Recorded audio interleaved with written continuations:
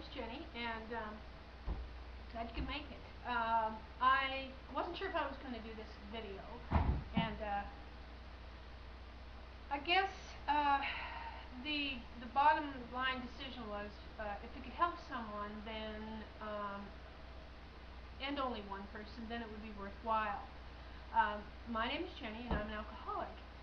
I've been sober for 18 years, and I wanted to share with you what it was like while I was drinking, what made me decide to quit, and what it's been like since day one when I made the decision to quit.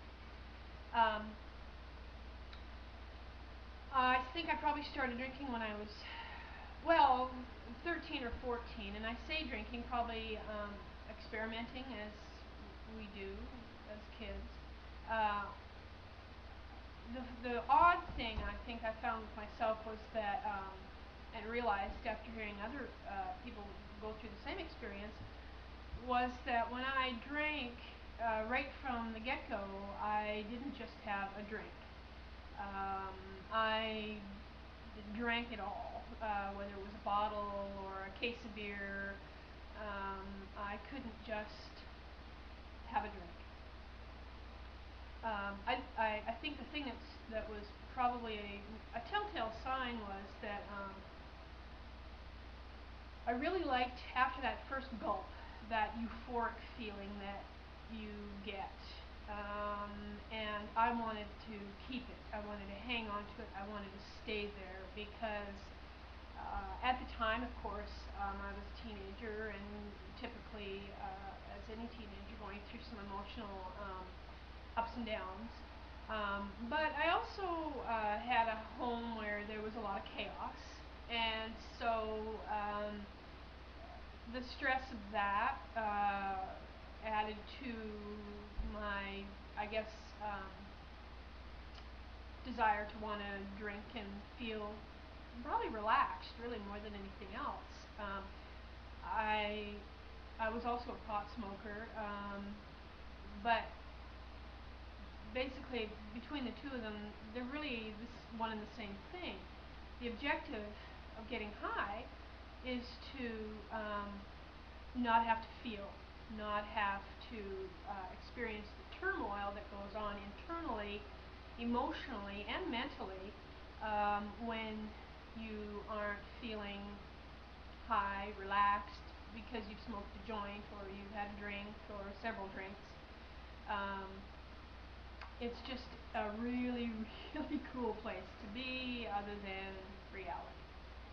And so that's when it all began. I remember stealing money out of my mother's purse to buy a bag of weed, and I did that on a weekly basis.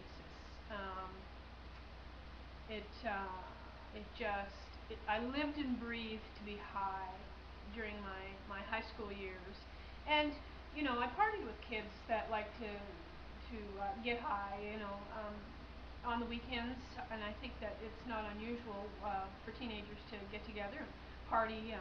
We called it the sandpit party, and we'd all go there and bring our booze, and it would be late at night and dark, and somebody'd build a big bonfire, and then we'd all proceed to get drunk or high or whatever your choice was. So at that time I didn't really think that I had a problem, because I was doing it with all the other kids, and they were all doing the same thing, and so it never crossed my mind that I was possibly on my way to being an addict or an alcoholic, or having problems with substances. Of course, during this entire time, I'm feeling number one, afraid. I went through life, and I've gone through life always fearing every move that I make. And it's a really lonely place to be when you can't share that with anyone.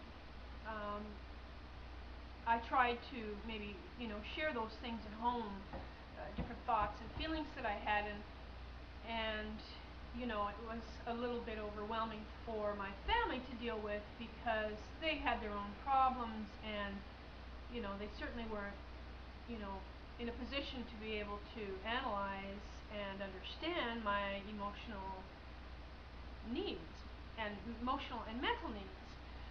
And so the best way for me to cope with the inner turmoil was to drink or smoke pot.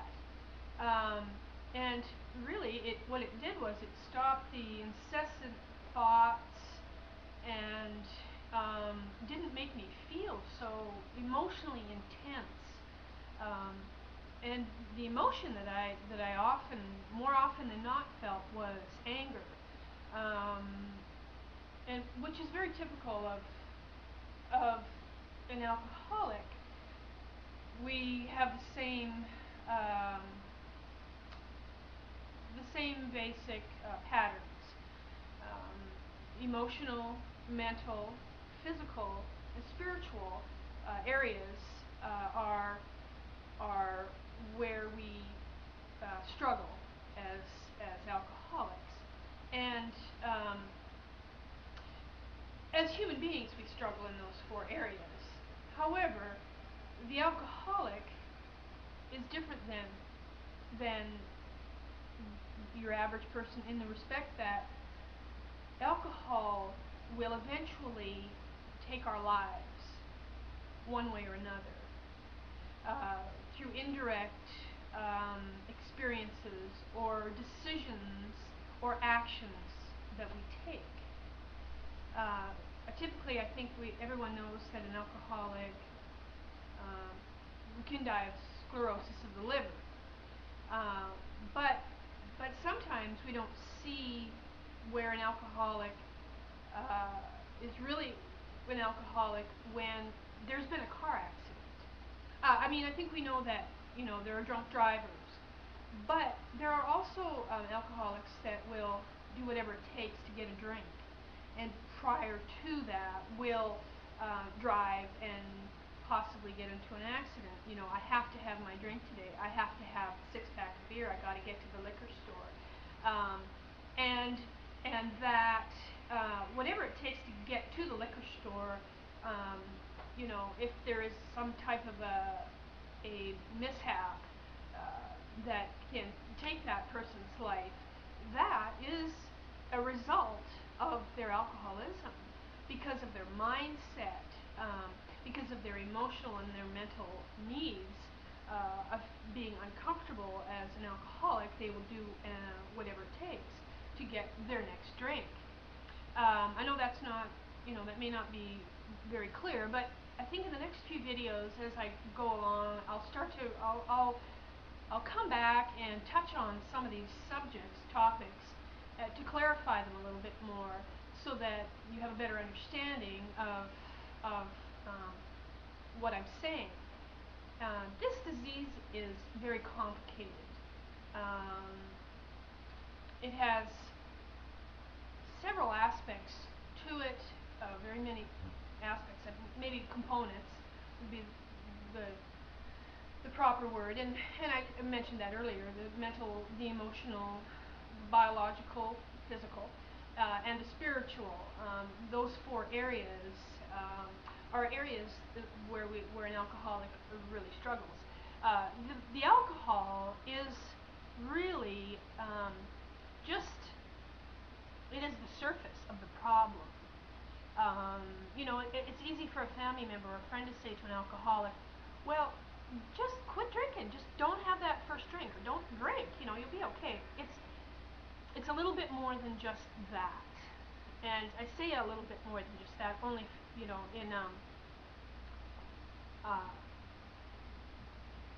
I don't mean that literally. It's very deep. It's very much involved, and I think that today we're really seeing a lot of confusion as to why a person can't just quit when you see Hollywood stars struggling with this. And it just, sometimes to certain people, some people, it may seem like a no-brainer. to just hang it up. Well, it's just not that simple. You can't just sort of slide the alcohol to the side and get on with life. There's some tremendous personal work that is required in order to overcome the need or the obsession to drink.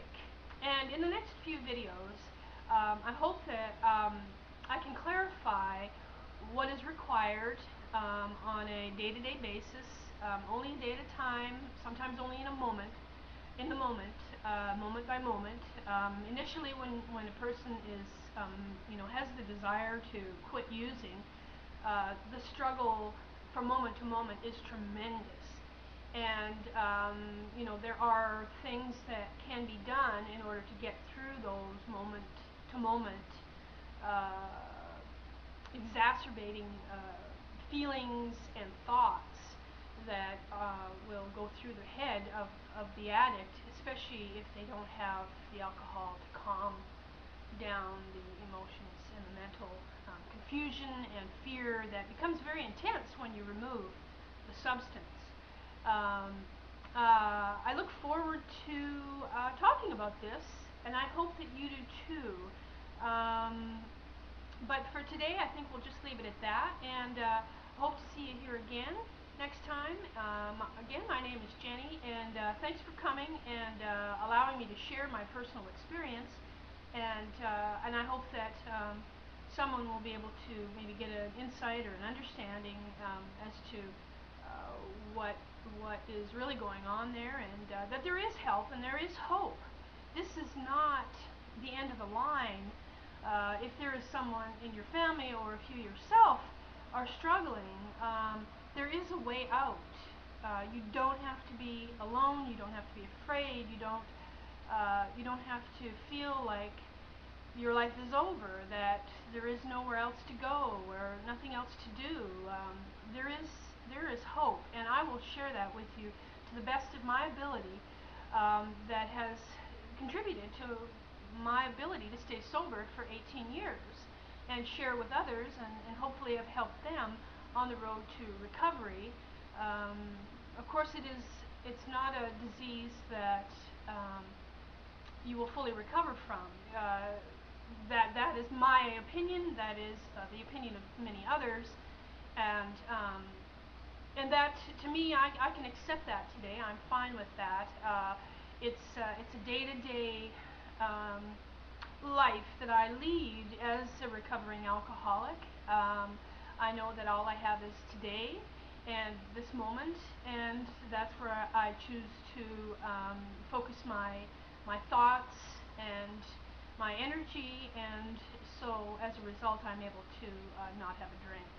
Anyways, I'm going to go, and hopefully we'll catch you next time, and have a great day, and see you later, guys. Bye.